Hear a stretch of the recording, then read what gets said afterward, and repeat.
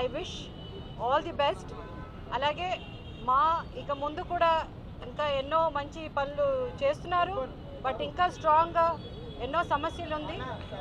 ఎవరు గెలిచినా వాళ్ళు తప్పకుండా ఆ సమస్యలన్నీ అడ్రస్ చేస్తారని నమ్ముతున్నాను.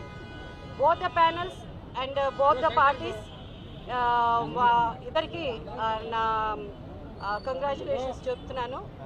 ఇందులో గెలుపు ఓటమి అన్నది అఫ్కోర్స్ ఎలక్షన్ అన్నప్పుడు ఉంటుంది. బట్ డెఫినెట్గా లైక్ ఐ సైడ్ మేమందరం ఒక ఫ్యామిలీ కాబట్టి అన్ని మంచిగా జరగాలి, అందరూ హ్యాపీగా ఉండాలి. ప్రధానంగా ఇంత పోటీ ఉండడానికి గల ప్రధాన కారణాలు ఏమని మీరు అనుకుంటున్నారు? ఇవి మా ఇంతకుముందు కూడా మొన్న కూడా జరిగింది, ఆ మధ్య కూడా జరిగింది. సో ఈ పోటీ అన్నది ఉంటుంది. మార్పులు అన్ని చోట్ల మార్పులు వస్తున్నది, ఇక్కడ మాలో కూడా మార్పులు. బట్ ఇంకా ప్లెజెంట్గా ఇంకా మంచిగా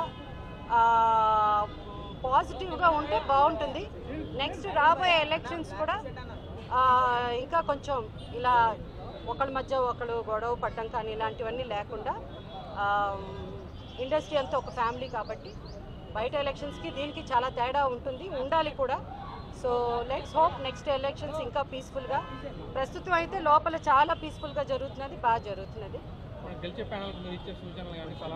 చాలా ఉంటాయి మనం అది మాట్లాడచ్చు, ఉన్నాయి. Okay, thank you.